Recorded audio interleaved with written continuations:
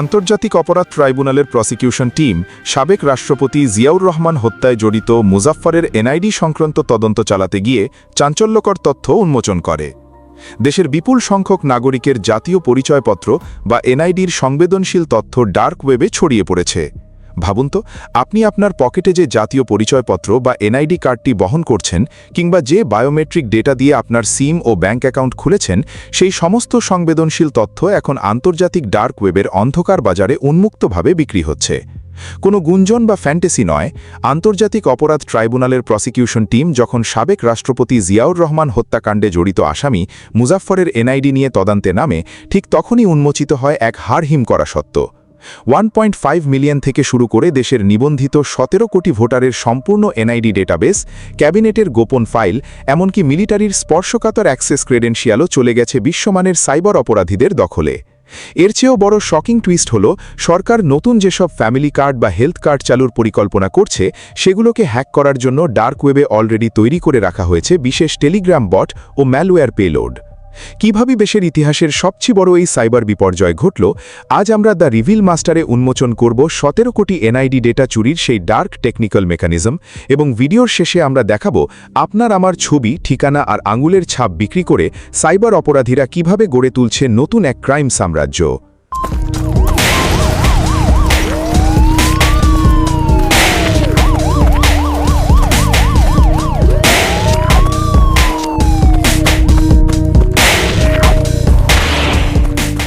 ঘটনার সূত্রপাত ঘটে আন্তর্জাতিক অপরাধ ট্রাইব্যুনালের প্রসিকিউশন টিমের একটি চাঞ্চল্যকর তদন্তের মাধ্যমে।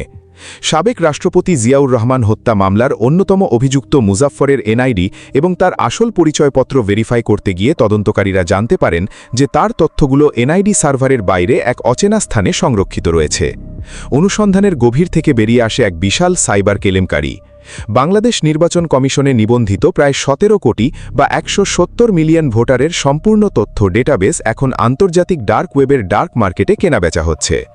তদন্তকারী ও সাইবার সিকিউরিটি অ্যানালিস্টরা যাচাই বাছাই করে দেখেছেন যে কেবল পুরনো ডেটাই নয়, বরং গত মাস পর্যন্ত আপডেট হওয়া নাগরিকদের সর্বশেষ তথ্যগুলোও সাইবার অপরাধীরা অত্যন্ত নিখুঁতভাবে এনআইডি সার্ভার থেকে এক্সট্র্যাক্ট করে ডার্ক ওয়েবে পোস্ট করে দিয়েছে।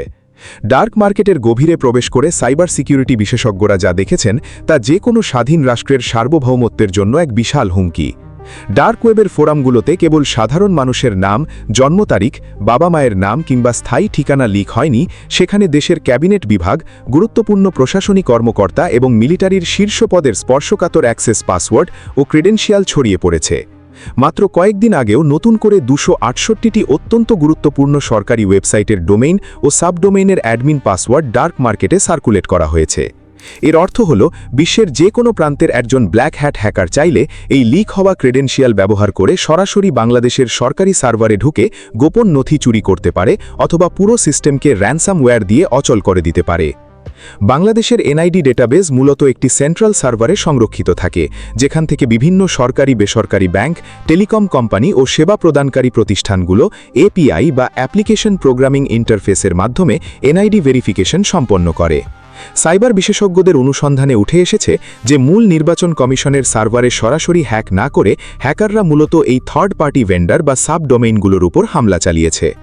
যেসব বেসরকারি আইটি প্রতিষ্ঠান বা ছোট ছোট সরকারি দপ্তর এনআইডি ডেটাবেজের সাথে কানেক্টেড ছিল, তাদের সার্ভারের সাইবার সিকিউরিটি ফায়ারওয়াল ছিল অত্যন্ত দুর্বল ও অরক্ষিত। সাইবার দুষ্কৃতিকারীরা এসকিউএল ইনজেকশন এবং জিরো ডে এক্সপ্লয়েটের মাধ্যমে ওই দুর্বল সাবডোমেইনগুলোতে প্রবেশ করে এবং ব্যাকডোর তৈরি করে একের পর এক ডেটাবেস ডাম্প করে নিয়ে গেছে। এই সাইবার বিপর্যয়ের সবচেয়ে ভয়াবহ দিকটি হল অপরাধীদের আগাম প্রস্তুতি।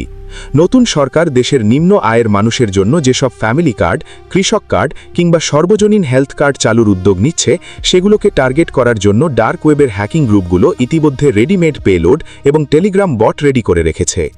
যখনই কোনো থার্ড পার্টি ভেন্ডার বা আইটি কোম্পানি এই ফ্যামিলি কার্ডগুলোকে এনআইডি ডেটাবেজের সাথে সিঙ্ক বা ইন্টিগ্রেট করার কাজ শুরু করবে, ঠিক তখনই ডার্ক ওয়েবে থাকা সেই স্বয়ংক্রিয় বটগুলো সাবডোমেইনে অ্যাটাক চালিয়ে সব ডেটা হ্যাক করে ফেলবে। কোনো প্রতিরোধ ব্যবস্থা ছাড়াই যদি ফ্যামিলি বা হেলথ কার্ডের কাজ শুরু করা হয়, তাহলে তা দেশের ইতিহাসের সবচেয়ে বড় সাইবার লুটপাট ও আর্থিক জালিয়াতির জন্ম দেবে বলে সতর্ক করেছেন প্রযুক্তিবিদরা। সাধারণ মানুষের মনে প্রশ্ন জাগতে পারে, আমার এনআইডি ডার্ক ওয়েবে গেলে আমার কি ক্ষতি হবে? এর উত্তর অত্যন্ত ভয়ঙ্কর। আপনার লিক হওয়া এনআইডি ও বায়োমেট্রিক তথ্য ব্যবহার করে অপরাধীরা আপনার অজান্তেই ভুয়া সিম কার্ড বা ঘোস্ট সিম তুলে নিতে পারে, যা দিয়ে পরে অনলাইন জুয়া, চাঁদাবাজি বা সাইবার জালিয়াতি পরিচালিত হবে এবং পুলিশি তদন্তে নাম আসবে আপনার। দ্বিতীয়ত, আর্থিক খাতে এই লিক হওয়া তথ্য দিয়ে ব্যাংকে ভুয়া ক্রেডিট কার্ড বা লোন আবেদন করে লাখ লাখ টাকা আত্মসাৎ করা সম্ভব। এছাড়া ডিজিটাল ব্যাংকিং বা এমএফএস অ্যাকাউন্টের পিন রিসেট করার সময় যখন সিকিউরিটি প্রশ্ন বা এনআইডির জন্ম তারিখ চাওয়া হয়, তখন হ্যাকাররা ডার্ক ওয়েবের তথ্য ব্যবহার করে মুহূর্তের মধ্যে আপনার বিকাশ বা রকেট অ্যাকাউন্ট হ্যাক করে সমস্ত জমানো টাকা হাতিয়ে নিতে পারে। দেশের ইতিহাসতম এই জাতীয় নিরাপত্তা বিপর্যয় নিয়ে চ্যানেল 24-এর টিম যখন এনআইডি কর্তৃপক্ষের সাথে আনুষ্ঠানিকভাবে কথা বলার চেষ্টা করে, তখন দায়িত্বশীল আধিকারিকরা ক্যামেরা বা গণমাধ্যমের সামনে কোনো মন্তব্য করতে রাজি হননি। তবে এই রহস্যময় নীরবতা সমস্যা সমাধানের বদলে ঝুঁকিকে আরও বহুগুণ বাড়িয়ে দিচ্ছে। আন্তর্জাতিক মানের আইটি বিশেষজ্ঞদের মতে, অবিলম্বে পুরো এনআইডি ইকোসিস্টেমের উপর একটি স্বাধীন ও উচ্চ পর্যায়ের সাইবার সিকিউরিটি অডিট বা ফরেনসিক তদন্ত পরিচালনা করতে হবে।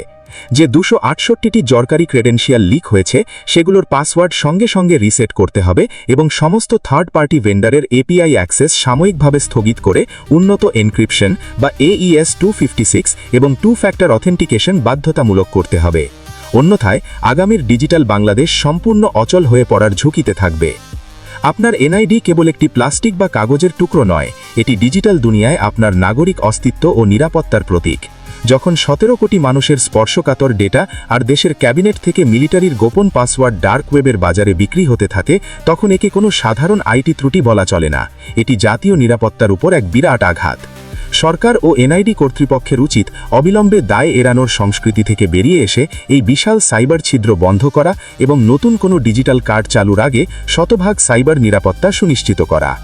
দ্য রিভিল মাস্টার চায় দেশের প্রতিটি গোপন অনিয়ম ও গ্লোবাল সাইবার ক্রাইমের মেকানিজম আপনার সামনে সহজ ভাষায় তুলে ধরতে। ডার্ক ওয়েবে দেশের 17 কোটি মানুষের এনআইডি বিক্রি এবং এই সরকারি নীরবতা নিয়ে আপনার মূল্যবান মতামত কি? কমেন্টে আমাদের জানান। এই ভিডিওটি শেয়ার করে দেশের প্রতিটি নাগরিককে তাদের আইডেন্টিটি রক্ষায় সচেতন হতে সাহায্য করুন। প্রযুক্তির আড়ালে লুকিয়ে থাকা এমন আরও সব ডার্ক ও ইনভেস্টিগেটিভ ভিডিও পেতে আমাদের সাথেই থাকুন। ধন্যবাদ।